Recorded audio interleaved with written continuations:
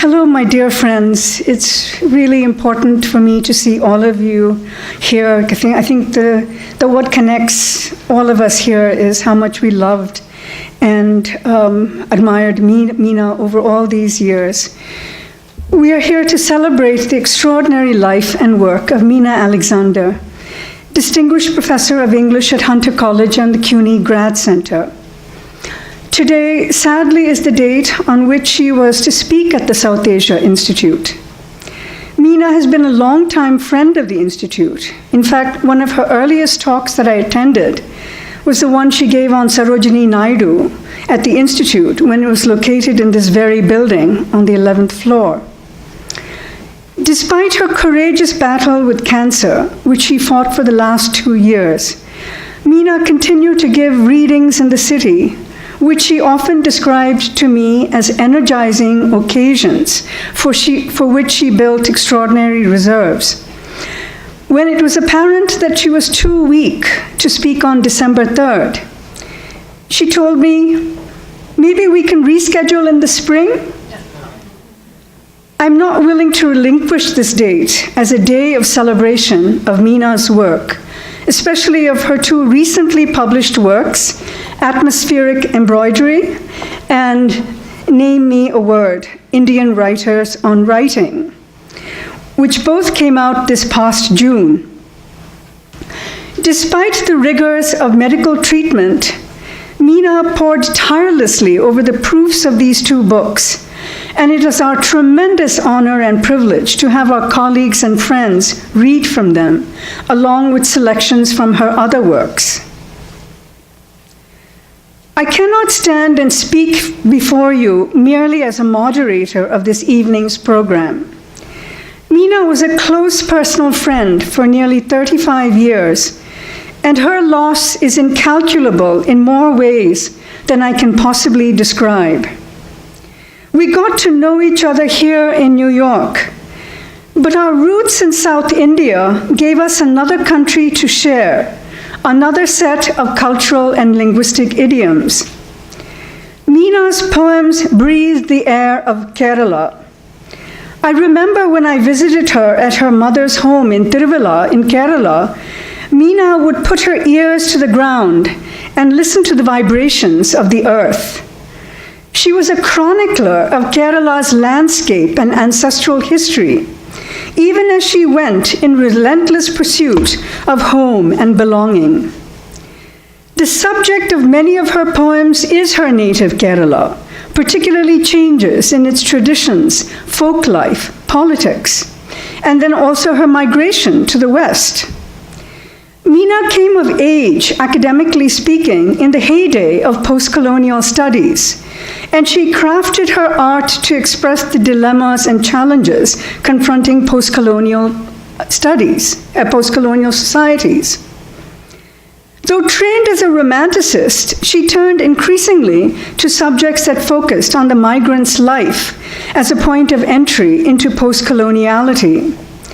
The diasporic condition is often a pervasive theme in her work, which she developed with subtle dexterity in several volumes of poetry. Indeed, just the sheer prodigious quality of Meena's work, she was so prolific and published an incredible number of volumes of poetry, but also novels and critical works of scholarship. So simply paying tribute to her prodigious talents as a poet, as a scholar, as an essayist, is in itself something that I could spend several minutes on. But we have all this work. Nostalgic and ruminative at one level, there is also grace and refined religiosity in her lyrical poems, combining dramatically with a raw sensuousness and restrained passion. Her acclaimed memoir, Fault Lines, brought together a number of strands from her earlier work, evoking both the continuing presence of her Indian heritage and her complex relation to Western culture. Right till the end, Meena lived in a world of language and imagination. Mellowness and fluidity mark her language, and her sharp images linger in one's consciousness. She left us much too soon. But for her incredibly diverse and just sheer range of the work that she produced, the corpus of the body of work that she left behind, for just the sheer range and quantity of her work, I must say we have a great deal to thank for, and it gives me great honor to welcome all of you to this evening, and all of you who have who are participating in today's readings. Profound thanks from me and for all of from all who knew for all who knew Meena over these years. So we will begin first with Sonali Perera.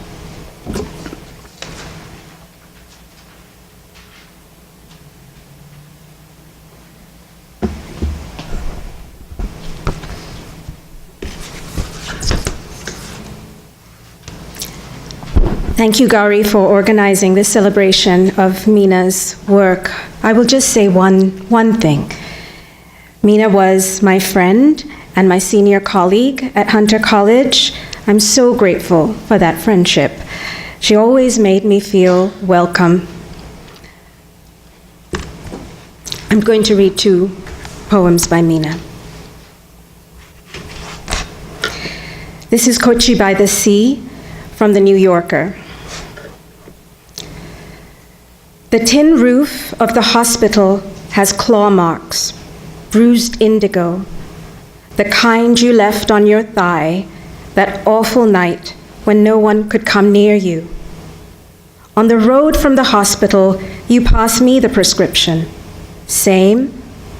I peer, then nod, short-sighted already. You crane your neck, point out rain clouds. Noka, the sky has pink streaks, shiny as a shell. You always saw those things so well. You were the artistic one, keen and lovely. I was your shadow self, strolling into the water, lying in wait for boys so they could burn away the hurt in me. My hair, black and angular, cut into wedge shapes, flapping like sails. At 6, you hid in the attic, scrawling half-inch creatures, scarlet word balloons jostling their lips, radiant ciphers no one could tell. Your imaginary friends, Susie Kali with corkscrew curls, mad Thoma, axe in hand. Sometimes you gathered stray cats, fed them milk from Mama's refrigerator, bits of bread soaked in honey. You sang to them, O Shenandoah, your voice rising to the locust trees. This road is covered with rocks and dirt. Buses with pilgrims hurtle past. You squint at a boy pedaling his cycle rickshaw. Close, far too close. Drops of mud splatter us both. You lean sideways, touch my cheek. Let's live in Kochi by the sea. Find a house with a white balcony. I think the angels will call on me.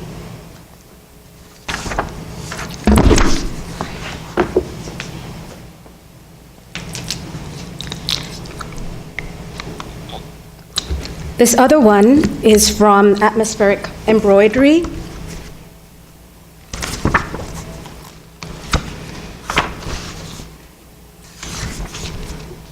It's called Network.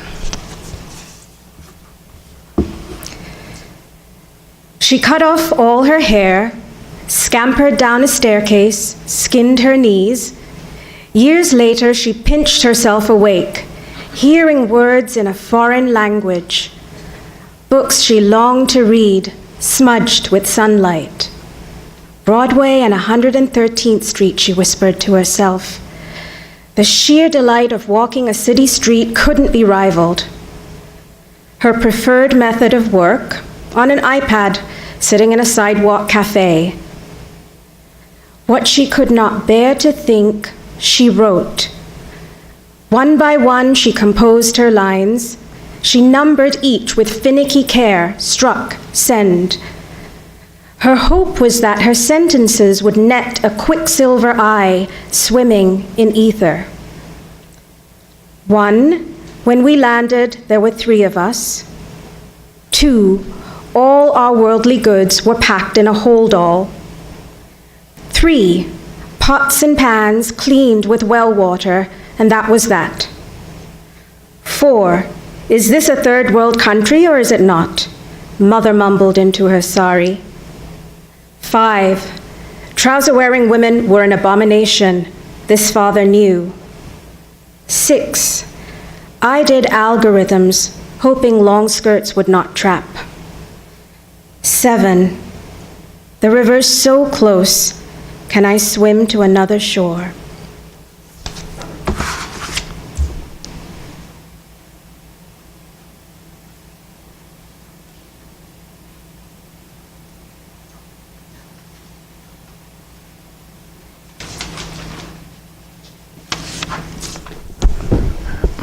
Hello, everyone.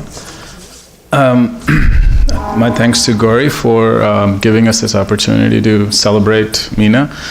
I'm here, I guess, speaking as a student of both Meena and David. They taught much, not just the matters of mind, but also of grace and kindness and love. I am going to read for you Ghalib's Ghost, which first appeared in Harvard Review in 2002, and then in her work Raw Silk in 2004, and I will then render it into Urdu. And the reason I wanted to read her words in a different language is because in her last work that was just cited, Atmospheric Embroidery, Meena writes, languages that cohabited within my head. What I felt as a child and held deep within myself quite exceeded the store of words within my reach. And her scholarship went over these themes a lot. So I thought that I would offer something in Urdu. So Ghalib's Ghost. When I was young, Mother called me chick, chick, chick. Father read Conference of the Birds aloud to me. I was partridge, the one with speckled wings, poking here and there with her beak gobbling stones. One afternoon, the roof blew off our house. Roofs blew off many houses, courtyards filled with clouds. I fell from our upper room into a circus. Petals paraded through hot skies, veiling sun and moon. Paintings had eyes, lips, thighs torn out. Bullets swam in grandmother's well. I had to take my glasses off for that sack I was forced to pull over my head. Peering out as best as I could, I saw leopards curled in heat, and Ghalib's ghost, hidden in a burqa, pouncing at crickets.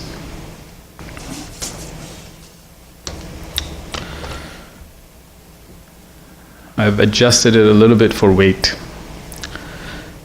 जब मैं छोटी थी, अम्मा मुझे पुकारती थी, चिक चिक, चिक चिक। अब्बा मुझे सुनाते थे, मंतिक़ तैर। मैं एक चतोर थी, चित्तीदार परों वाली। यहाँ वहाँ चोंच मारने वाली, पत्थर खाने वाली। एक दोपहर हमारे घर की छत उड़ गई। कई घरों की छतें उड़ गईं। सहन बादलों से भर गए। मैं ऊपर वाले कमरे से गिरी एक तमाशे में।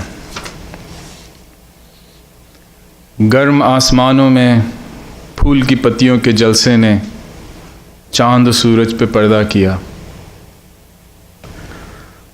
तस्वीरों की आंखें, लब, जानू, दरीदा दर। दादी के कुएं में तैरती गोलियां। जब मेरे सर पे चादर डाली गई, मुझे अपनी ऐनक उतारनी पड़ी।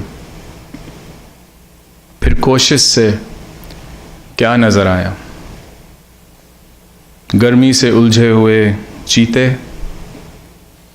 और बुरके में पोशीदा सर सर दबोचती गालिब की रूह। Thank you.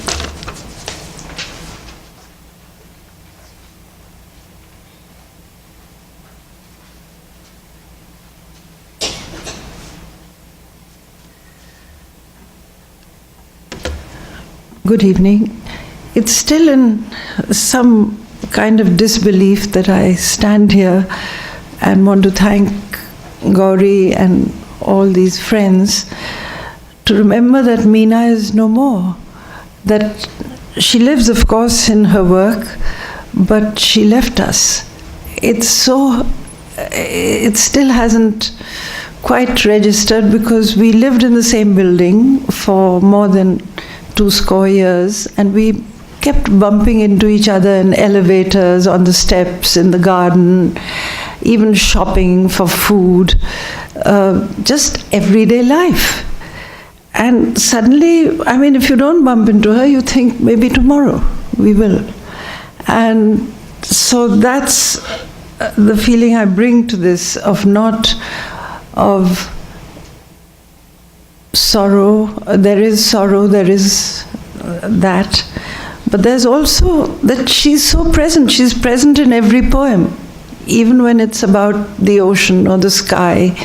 It's she who is seeing it, and she talks to you through the poem. I've chosen two very short pieces, actually for practical reasons, because my eyes are very bad and I don't want to muff the lines. So the first poem, which really spoke to me, because this is a scent I have known, both as perfume in a bottle and as the very essence of earth and water when it meets after a long drought, which North India experiences every, in April, May, June, till the rains come.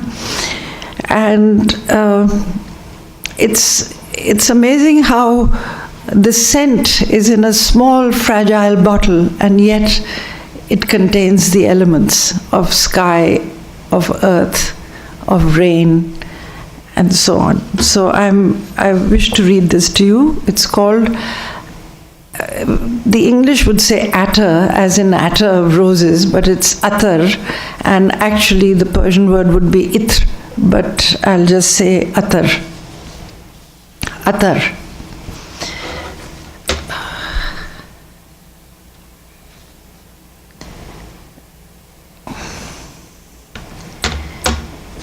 God, sorry.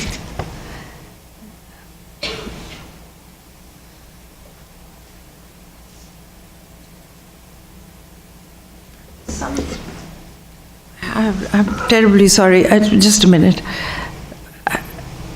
Soon after we met, you placed a bottle in my palm. It's ruining this.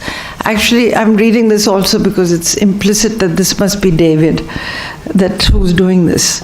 Soon after we met, I placed a bottle in my palm. It had blue whorls and a blue stopper. Glass blown in the furnaces of Hyderabad. Open it, you whispered. They call it the Attar of first rain and dry earth. Pick a piece of wool cotton and pour a drop on it. Then set it in the broken window frame. Remember, this is the odor of the earth and the air. This perfume summons souls.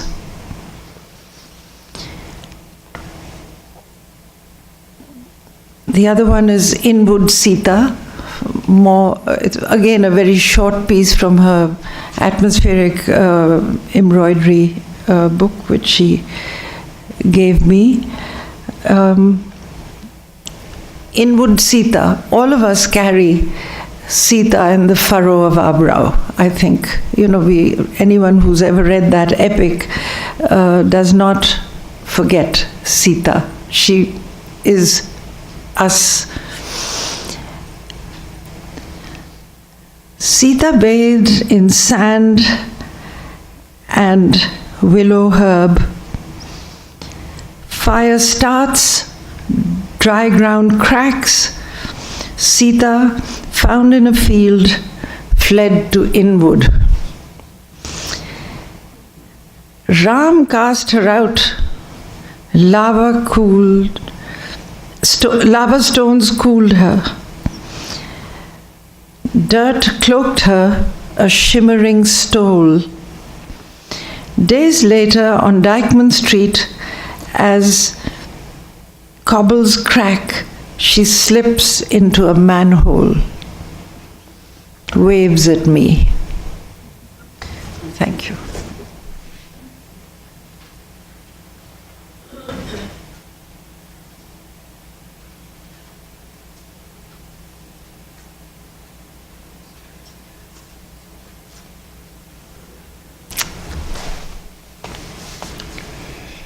I'm admiring the fact that everyone else seems to be able to do with only one pair of glasses. I need two. Thank you, Gauri, for pulling this together. Many of you, perhaps all of you in the room, would have received by one route or another a message that came ultimately from Meena toward the end of October. My first route for this message was from David. But then one came from Adam as well, thanks to Caring Bridge. And they were interestingly different, actually. The one somehow that came from you, David, at least as I remember it, didn't contain the italic that are written in the poem that I'd like to read for you. And so I only found the italic a bit later on. And it also came at a time when we were just at that sort of last point in the Hinduism course when we would really be engaging with Krishna and Radha and all of the others, of course. So it was a class about Leela, and this poem appeared. So it had a certain history in the course by that time, poems where you have the announcing of the first line as a refrain, or the refrain would soon come in. And then toward the end of the poem, there would be the revelation of the poet's signature. So that was how I read it, particularly after I saw suddenly before class that it had italics in it. So I thought, these italics must be the voice of the refrain. But at the same time, they're the voice of the person who appears in the title of the poem, Krishna, 3:29 a.m. So let me return to that in a moment, but first actually read Meena's own words as she sent this out onto the water. This is where the other glasses come in.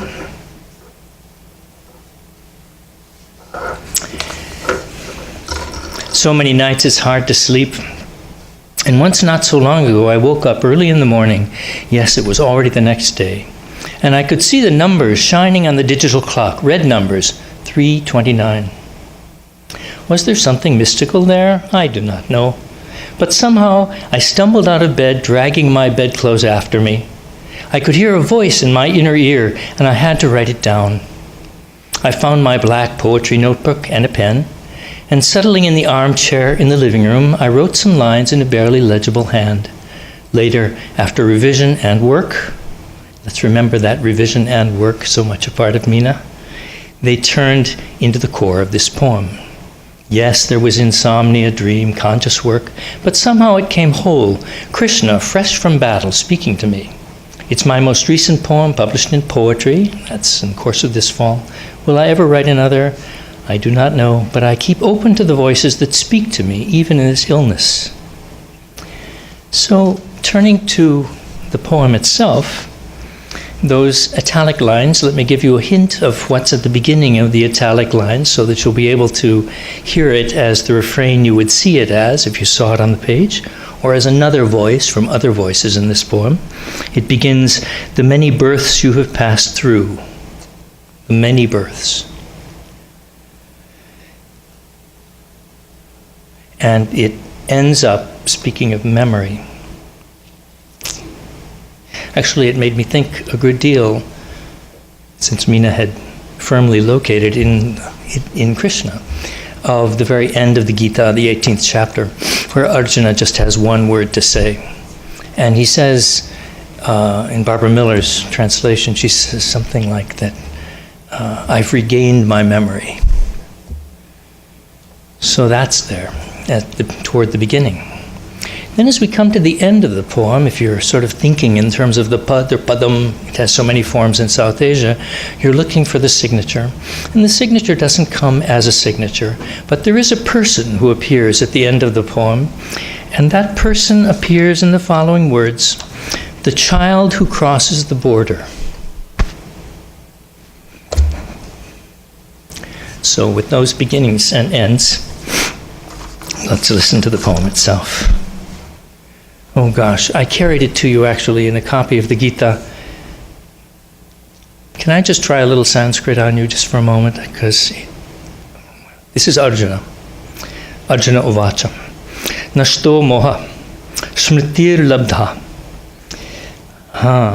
Twat prasadan maya chutta. Sthitosmi. Tad sandeha. Gata sandeha, not tad sandeha, gata sandeha. And then this is the part I like especially. Karishye vachanam tava. So, here's the person who is doing that doing. In a crumpled shirt, so casual for a god, bow tucked loosely under an arm, still jittery from battle, he balanced himself on a flatboat painted black. Each wave, as I kneel closer, a migrant flag, a tongue with syllables no script can catch. The many births you've passed through, try to remember them as I do mine. Memory is all you have. Still, how much can you bear on your back? You've lost one language, gained another, lost a third. There's nothing you'll inherit, neither per stirpes nor per capita, no plot by the riverbank in your father's village of Kozancheri or by the burning ghat in Varanasi. All you have is a writing hand smeared with ink and little bits of paper swirling in a violent wind. I am a blue-black child, cheeks swollen with a butterball I stole from Mama's kitchen. Stones and sky and stars melt in my mouth. Wooden spoon in hand, she chased me round and round the tamarind tree. I am musk in the winds of the coil which nests in that tree. You heard its cry in the jolting bus from Santa Monica to Malibu. After the Ferris wheel, the lovers with their wind-slashed hair, toxic foam on the drifts of the ocean, come the dry cactus lands. The child who crosses the border, water bottle in hand, fallen asleep in the aisle. Fallen asleep in the aisle where backpacks and sodden baskets are stashed. Out of her soiled pink skirt whirl these Out of her soiled pink skirt whirl these blood-scratched skies, and all the singing rifts of story.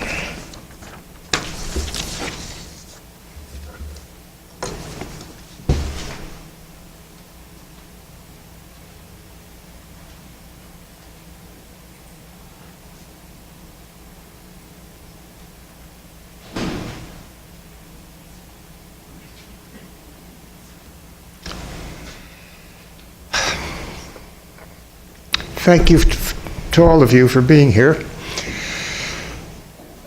Gauri says she asked me and I agreed, and so here I am, but I don't remember agreeing here, and I'm not sure I'll get through it, but I will try. I want to say how wonderful it is to hear Meena's words in other voices. That's sort of appropriate, and in other languages also, especially Urdu. Actually, Meena died on the same day as a wonderful Urdu feminist poet, Famida Riaz. And they had a correspondence. Famida translated one of Meena's poems into Urdu, and Fran has put it on one of our Urdu listservs, so some of you may have seen it. It was published in a couple of places, the correspondence between Famida Riaz and Meena Alexander. Both died on November 21st, and both poets of a new voice in South Asia. I thought I would read, however, poems that are not South Asia and not diaspora.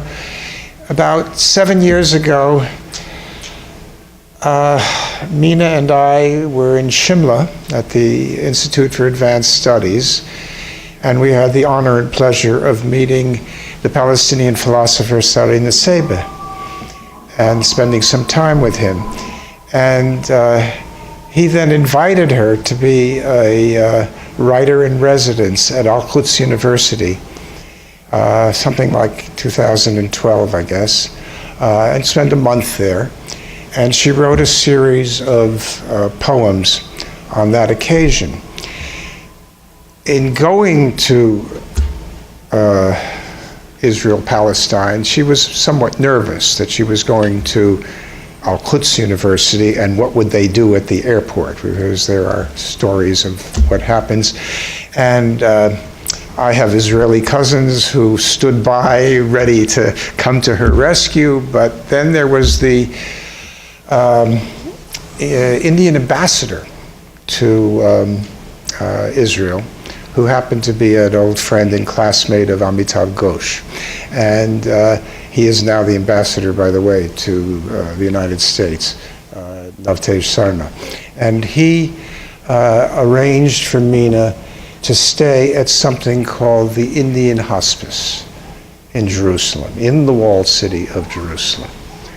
And this has an Indian flag, it's in the walled city, and it claims, Manan may have thoughts about this, to be a place that Fariduddin Ganj Shakar, Baba Farid, dwelled in for some time. And actually, Navtej Sarna has subsequently written a whole book on this subject. Meena and I used to have arguments about history versus memory, and me being a vulgar positivist and interested in evidence and things like that. Anyway, I would like to read her poem about Baba Farid, the Indian Hospice. I want to say that it was first published beautifully in a small chapbook at Al-Quds University, but then it was published subsequently and slightly changed in her book, Birthplace with Buried Stone. And I have to read through my, I also have difficulty. Yesterday it rained so hard, lemons spilt from the lemon tree and rolled over cobblestones in my Jerusalem courtyard. I thought of Baba Farid, who came on a pilgrimage centuries ago. In a hole cut from rock by the room where I sleep, he stood for 40 days and nights without food or drink. Nothing for him was strange in the way his body slipped into a hole in the ground, and nothing was not. Rust in the stones and blood in the rim of his tongue. In the humming dark, he heard beak stitching webs of dew, sharp hiss of breath let out from a throat, whose throat he did not know. Was it his mother crying, "Oh, Farid, where are you now?" It's what she did when he swung up and down, knees in a mango tree, head in the mouth of a well, singing praises to God. Crawling out of his hole, welts on his cheeks and underfoot in bedrock, visionary recalcitrance.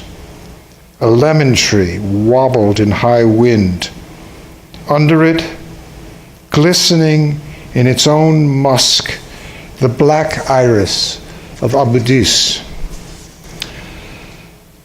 Wild with a sense of iris and lemon, he sang, "Oh, Farid, this world is a muddy garden, stone, fruit, and flesh, all flaming with love."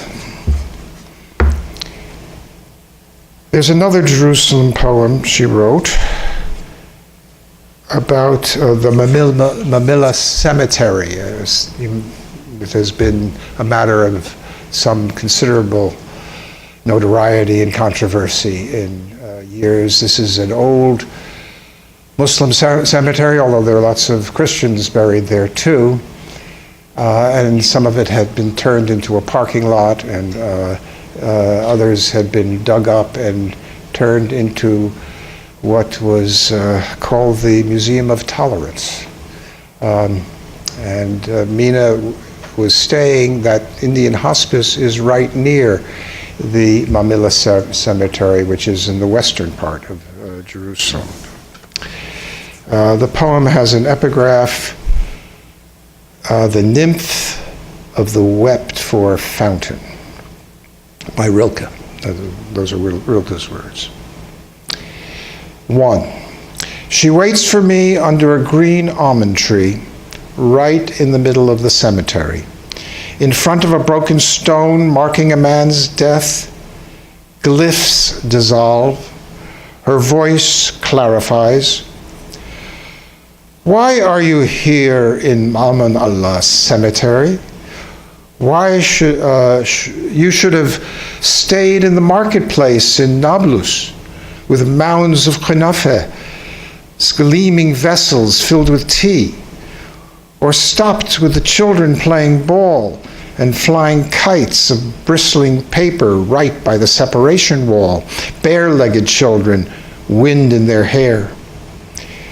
You could have sat in Bethlehem with women sewing bits of cloth, thread iridescent like sunbirds' wings.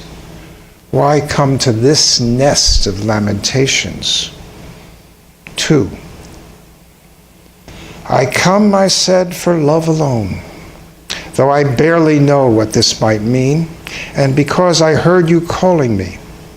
Black hair blown back over her face, hair stung with flecks of golden chamomile.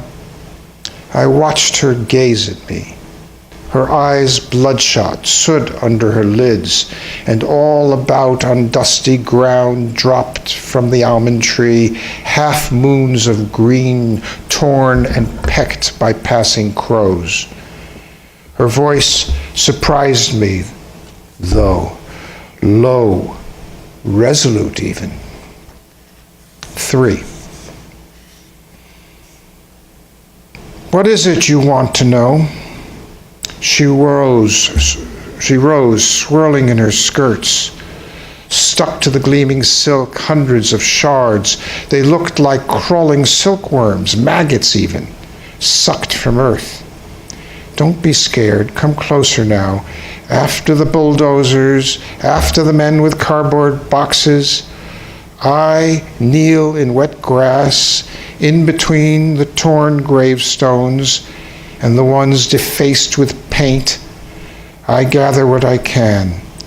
She held up her wrists, bruised, dark as a sparrow's wing. I have work to do each night. I wash my hands in moonlight. Then gather up these precious bones, bit by bit I polish them, using my hands and hair, using smooth stones. I breathe on these ancestral bones until they glow. Winged things, they soar into the wheel of stars high above Jerusalem. 4. Yes, I admit my life is odd. I sleep in that tree, the one with the black flowers and blooms by the gate you came through. Easiest that way, no rent to pay, no landlord to trouble me. Don't you agree? Then something took hold of her. The creak, perhaps, of a lorry at the gate, or was it the mewl of a cat from the parking lot, paved over the unquiet dead? She wiped her face with the back of her hand, settled her skirts. Oh, incandescent burden, one hand gripping a green branch. She leant against the almond tree. 5. Her words were notes struck on a painted oud. An abyss broke between us. When you stand in the monsoon rain, remember me, the child of lamentation, the sister of memory, youngest of the muses, the one who whistles in the wind at dawn, who kneels by the clogged stream to open the fountain of joy. I am a creature of water and salt, of bitter herbs and honey, a torn sail on the river Jordan. I long to be free.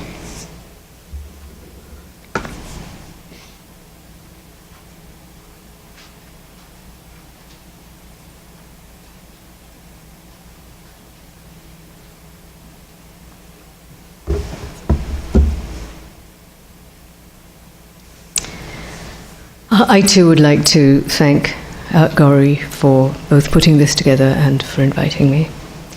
I'll be reading a handful of small excerpts from Meena's preface to her new anthology, Name Me a Word.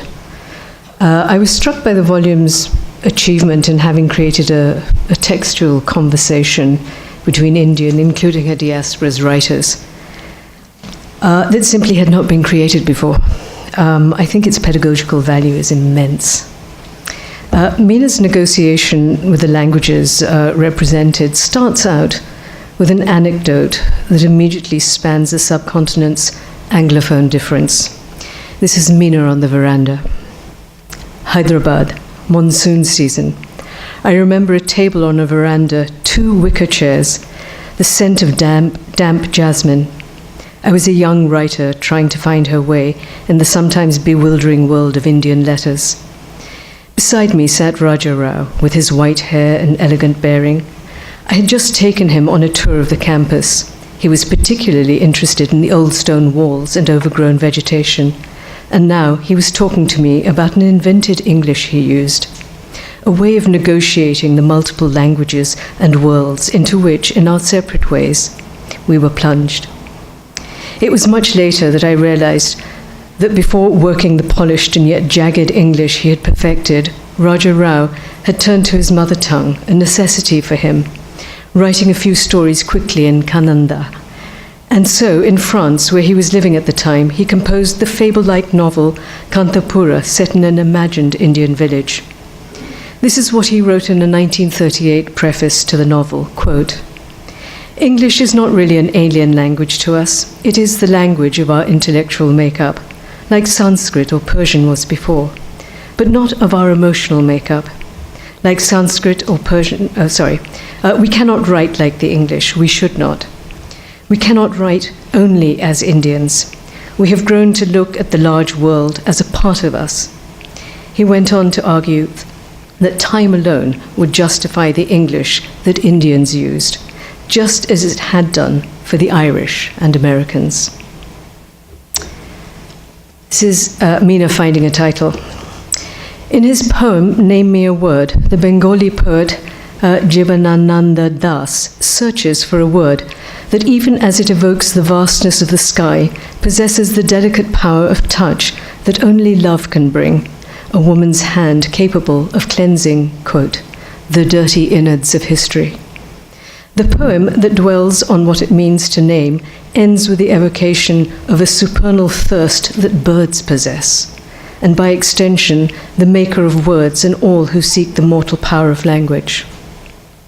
His poem seems a perfect invocation of this gathering of voices, reflections by Indian writers over the course of a century and more, writing in multiple languages, poems, fictions, essays, and notes are all gathered here, a veritable river of words into which many languages flow.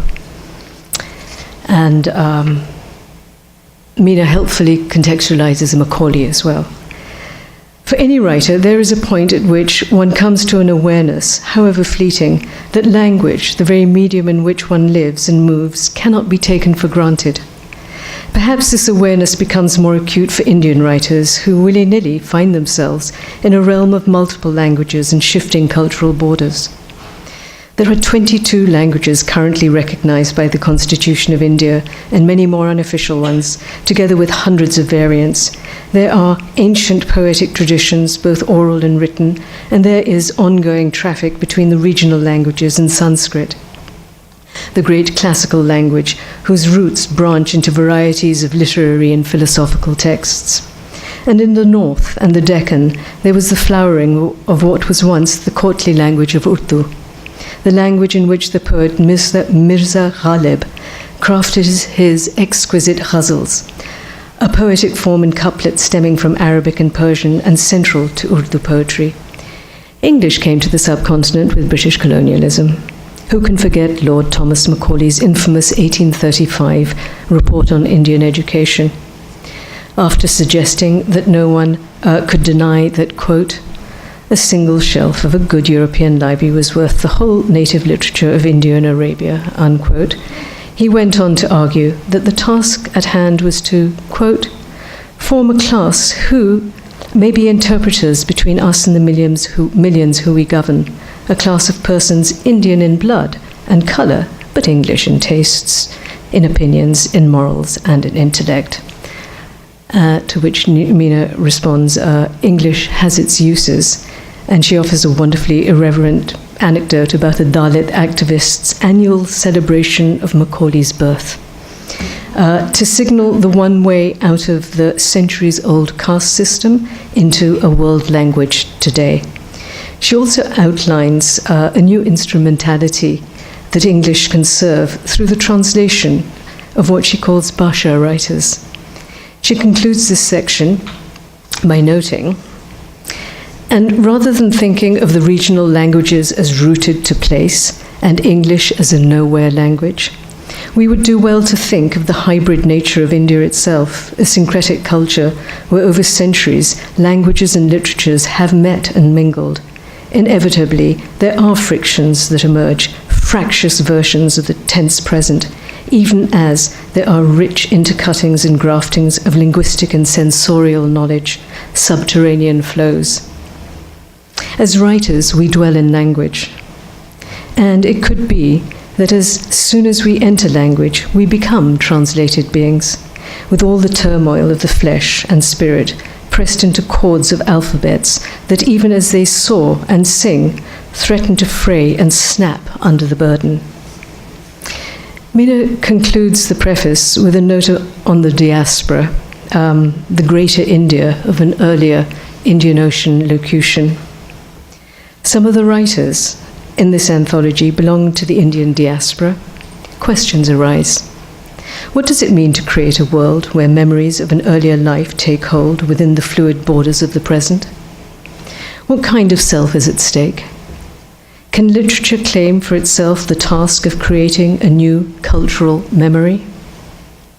In this spirit, she finally says, recasting perhaps, as I think Veena had suggested, her own diasporic defiance, one might dream of as many Sitas as there are epics of exile and dislocation, and imagine a 21st century poem where Sita wanders through the streets and subways of present-day Manhattan. Thank you.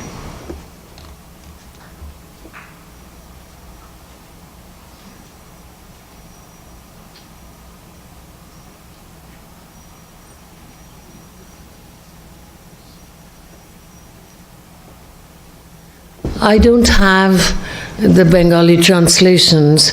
My copy of Krittibash is in Calcutta, and Nabonita's daughter could not find the translations in the chaos of Nabonita's papers. I no longer remember when I met Meena Alexander. It was before I came to New York City 27 years ago, and she was my sister, my friend, but we also shared a public presence a lot. Poet and critic together, she inviting me inviting her, and that is also something I will miss her, not just because I loved her, but also because I could call on that powerful voice when I needed it. And I went as often as I could to hear it, and that is a very special absence. I want to share a little memory with you, and then I will read the poems. This is a few years ago.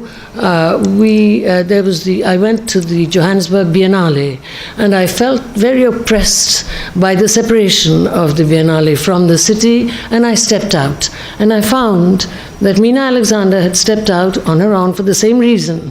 And I found that Louis Nkosi, the exile who had come back to South Africa, had also stepped out on his own for the same reason. Louis is gone, and now Meena is gone too. The three of us stepped out, crossed the street, and went to this huge electricity building where white and black poor people were lodging together, using the bottom floor as their bathroom, and there were little shacks all over the place. I remember one of them said, American Express accepted here. And Meena, Louis, and I laughed, but also really talked very seriously for a couple of hours, so unplanned and yet so resonant with shared political passion. It solidified something between Meena and me, which I think added to all of the other stuff that was there between us. Birthplace with buried stones. 1.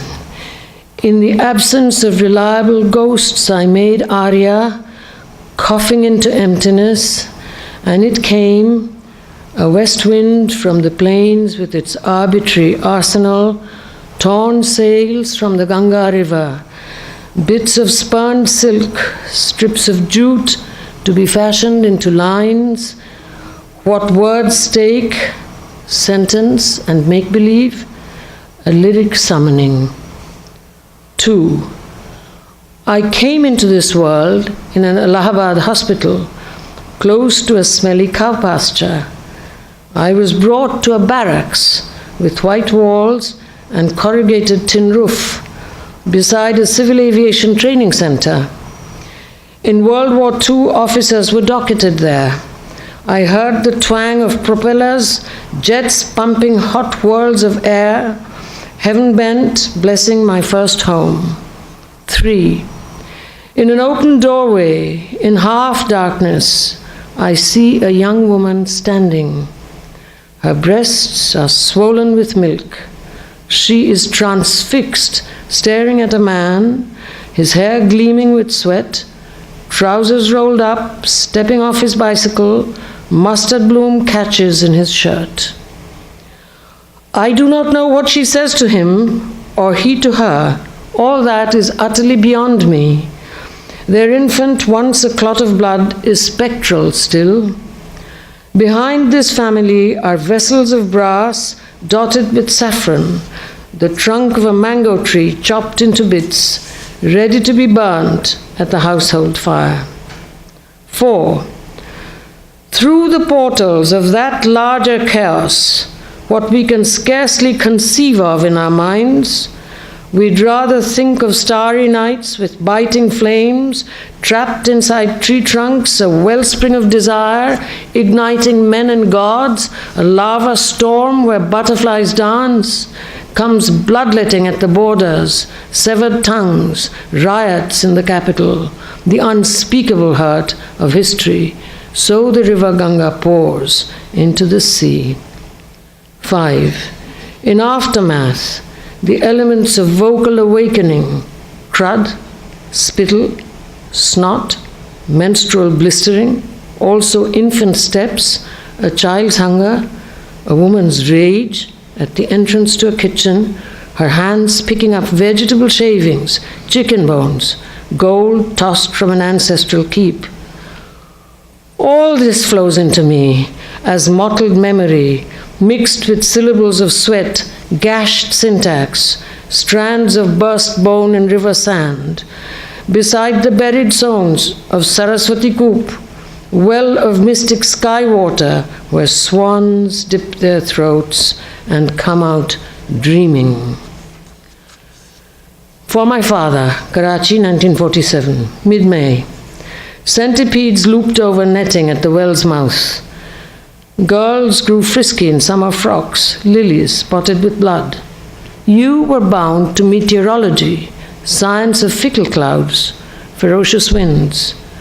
The day you turned 26 fighter planes cut a storm, fissured air bearing the heart's intricate meshwork of want and need, springs of cirrus out of which, sap and shoot, you raised me, crossing Chand Bibi Road, named after the princess who rode with hawks, slept with a gold sword under her pillow, raced on polo fields. You saw a man lift a child, her chest burnt with oil, her small thighs bruised. He bore her through latticed hallways into Lady Dufferin's hospital. How could you pierce the acumen of empire, mesh of deception through which soldiers crawled, trees slashed with petrol, grillwork of light in a partitioned land? When you turned away, your blue-black hair was crowned with smoke. You knelt on a stone. On your bent head, the monsoons poured.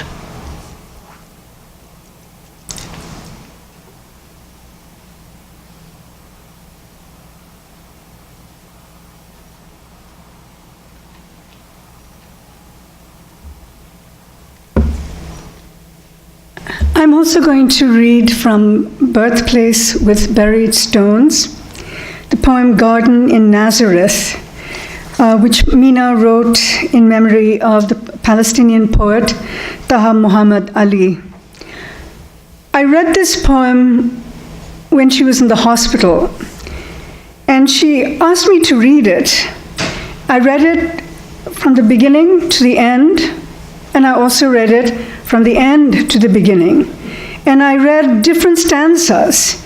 And then Meena asked me several times, she said, "Can you read the last stanza for me again? Can you read the last stanza?"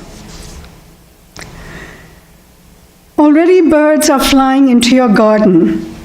Lark and quail sand in their wings. The garden is in front, the desert is not far. Somewhere a bus is burning. Your wife enters, tray in hand, heaped with fennel shining. Cut apples, loquats, pears. Sweet and cooked scents rise in your sick room. Man mountain sitting up in bed. On your head, a cap of wool, a blue stripe on it. You balance a thimbleful of coffee in your hand. I stare at your furrowed palm, fit to cut clutch pen or spade, dig for memory. How long have you been in this garden? 20 million years. Your voice is hoarse. A stream under red rocks. I think of Safuria, your village destroyed. I think of a girl with auburn hair. Where is she now? Do you know the Panchatantra? The hare and the tortoise story? We are like that, the tortoise in the dry land. It lives in our head. You look to the side, fall quiet. A tear rolls from your eye.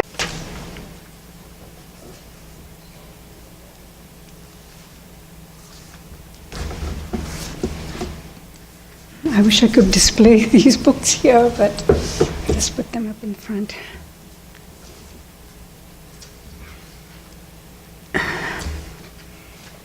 Hello, my dear friends. It's really important for me to see all of you here. I think what connects all of us here is how much we loved and admired Meena over all these years.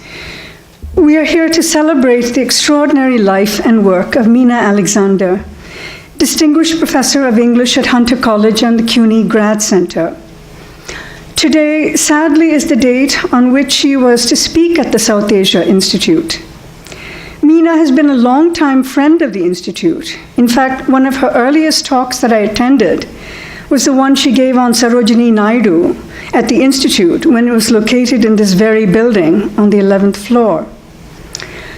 Despite her courageous battle with cancer, which she fought for the last 2 years, Meena continued to give readings in the city, which she often described to me as energizing occasions for which she built extraordinary reserves.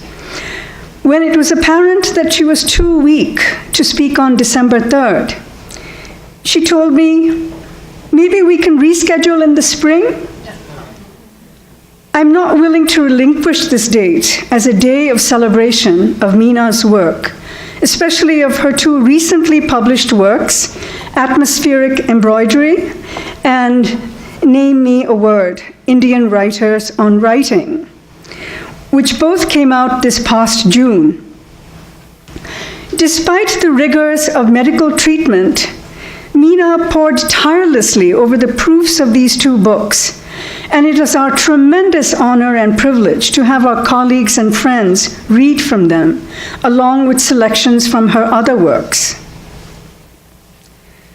I cannot stand and speak before you merely as a moderator of this evening's program. Meena was a close personal friend for nearly 35 years, and her loss is incalculable in more ways than I can possibly describe. We got to know each other here in New York, but our roots in South India gave us another country to share, another set of cultural and linguistic idioms. Meena's poems breathed the air of Kerala.